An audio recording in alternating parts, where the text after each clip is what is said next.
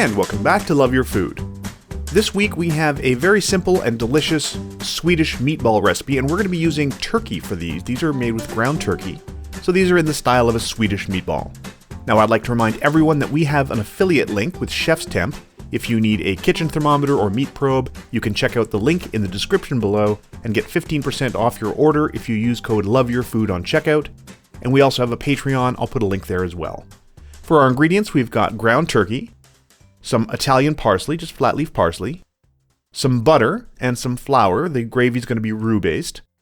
A little bit of breadcrumbs, some allspice, some nutmeg, a shallot or small onion. We're using a shallot for the flavor. An egg. This is some crispy garlic bits that we've got in a jar. Some cream, heavy cream, some beef broth, some Dijon mustard, and some Worcestershire sauce. So we're going to start by making a panade. We've done this before with a couple of things. We did it for our other our other meatball recipe. And that's where we mix some of the cream with those breadcrumbs. And then we're going to dice things actually very, very finely because, for meatballs, you want sort of a smoother texture. Now, Swedish meatballs tend to be a little sort of bouncier, springier, which means they're worked a little bit more than a lot of other kinds of meatballs. So you still don't want to overwork them, but you're going to work them a little bit more than some of the other sort of meatball or meatloaf recipes we've done, because they do want that sort of springiness to them, that bouncy sort of texture. So same thing with the parsley. We're going to chop this quite finely before we add it into our bowl with our other ingredients. So this has the panade and the shallot in it right now. We're going to add in the parsley. We have ground up the allspice, and that's going to go in as well.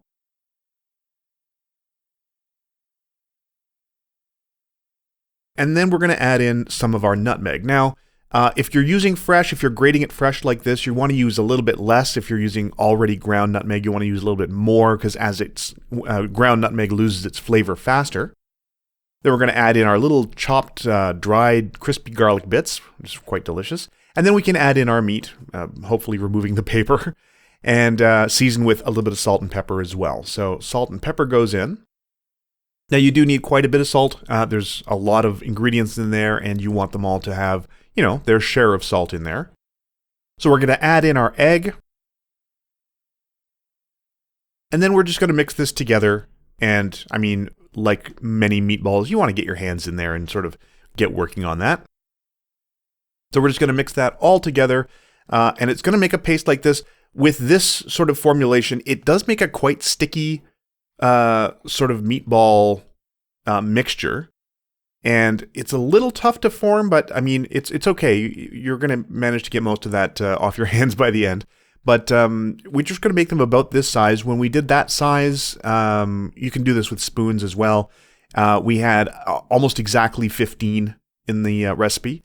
Now to brown these, we're going to add a little bit of butter and olive oil to our cast iron. You can use a stainless steel for this as well. And then once it's hot, the butter's all melted, we're going to start adding in our meatballs one at a time. And there you go. They're all in the pan now. You don't want to crowd them. You want to give them a little bit of space. And then once they've got some good color on the first side, we're going to flip those over and we're going to press them down just a little. These meatballs, meatball is maybe a misnomer for these. They're frequently more like a little patty. So we're just going to squish those down a little bit. It makes it easier for them to cook all the way through as well. If they're in a big mounded ball, they take longer to cook and the outside gets a little darker. And then we're going to start on our gravy. So we're going to take up all of the stuff off the bottom of the pan. We're going to add some butter here. And with that butter, we're going to sort of deglaze with the fat and the butter. And you want to make sure that it all gets melted. And we're going to leave this in the pan for a little while on the heat. Now, this is a pretty low heat, but, cast iron holds its heat very, very well. So we're going to wait until this browns a little bit. So we don't want it all the way to like sort of a nut brown, but we do want it brown somewhat.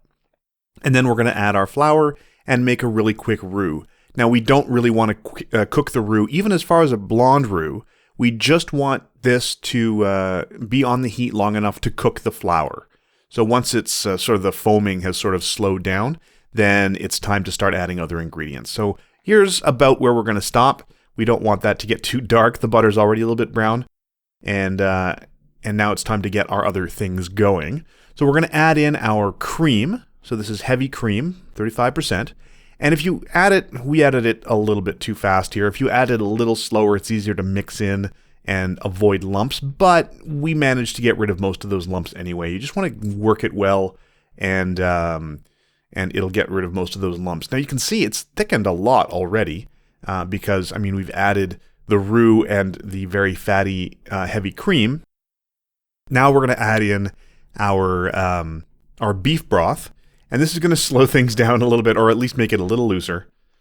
So in goes the beef broth, and again, if you go real slow like this, you'll have a better chance of sort of working out those lumps as they form instead of adding it all in one big sort of flood, and you'll have a lot of lumps that you have to work out.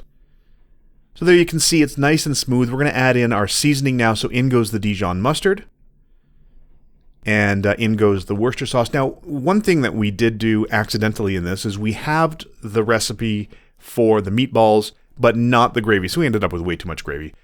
I mean, you know, luxury problems. But you might want to have, we made way too much gravy, but it freezes okay. So in goes the Worcester sauce in there as well. And we're just going to stir that together, make sure it's all well combined, and in goes more of that beef broth. Now, if you want to make these vegetarian, I mean, the meatballs have turkey in them, but if you don't want to use beef broth, you can use vegetable broth for this or mushroom broth, and that's fine. It'll be a different flavor, but, you know, whatever you prefer. And, yeah, we're just going to keep going on that until, and you can see it's, with all the beef broth, it's a little looser now, so we're going to cook that until it has thickened to the texture you want, basically. And then we're going to serve these on a little bit of rice. So we've got our meatballs. They're nice. They've been sitting down for a little while. They're rested. They're still nice and juicy inside because of that panade. And here comes the gravy, and we're just going to serve that over top. Let the rice soak some up, and let them really nicely coat those little Swedish meatballs. And we're going to add a little bit of parsley on that, just to brighten it up at the end. And that's it. That's the whole thing. Quite simple, really, really delicious. We were really surprised, actually, at how much flavor these had. We're sort of used to turkey meat being a little bit dry, kind of not all that interesting, but this turned out really, really nicely. You do want to use that panade because turkey is really low in fat, and that's just going to keep everything nice and moist all the way through. If you like this recipe, please do like and subscribe. And if you have any recipes you'd like to see Chef Caleb try on the channel, please let us know in the comments below. We also have a Patreon. I'll put a link in the description below if you'd like to support us there, and thank you very much to all our patrons. And remember to love your food.